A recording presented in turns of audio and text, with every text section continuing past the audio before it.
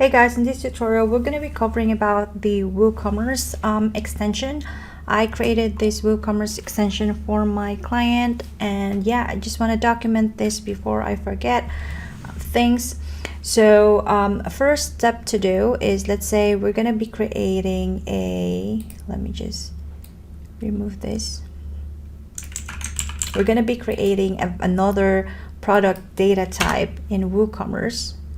What's wrong? It's just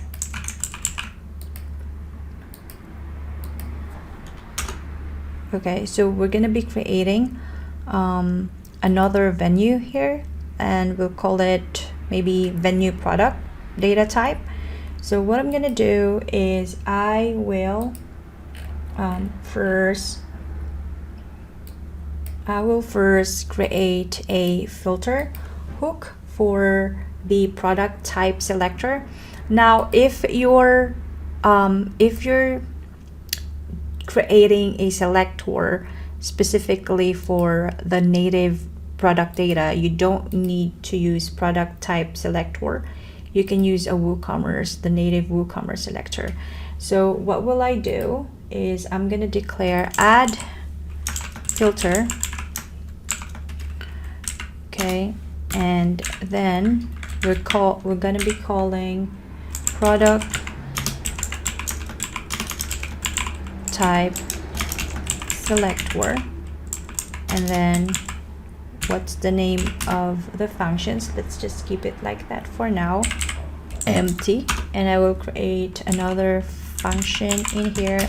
Let's call this one venue product type, and then it should be close and opening.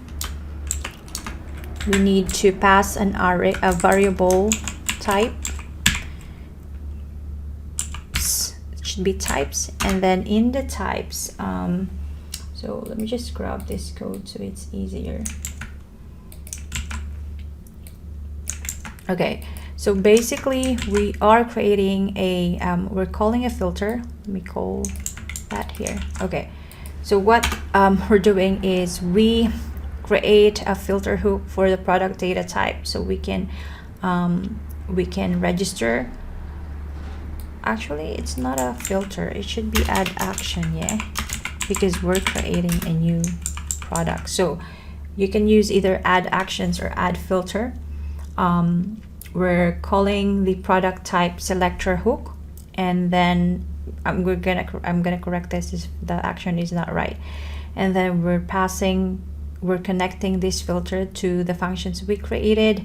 We're passing a parameters types, and in the types, this product type is called, let's say, venue product, and then this one would be like, what's the name of the, like, what will be visible in the front end. Okay, and then we pass it again the types, because if you weren't gonna return it, it won't gonna run. So if I refresh that,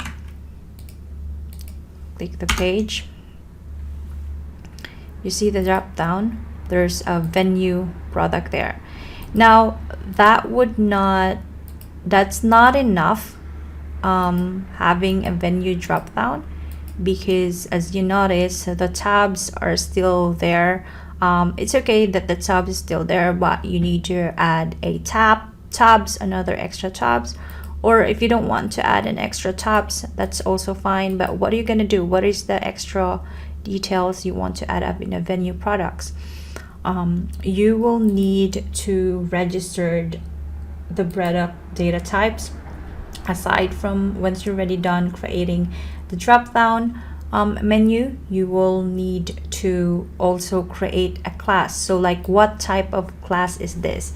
Is this a simple product? So these are the types of products. There's a simple product, there's a group product, there's an external product type, there's a variable.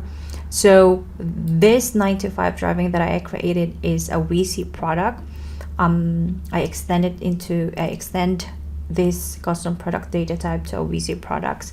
So if you want if you need to register this venue product data type, you need to call the WooCommerce product class, and then after that you also need to register the product data.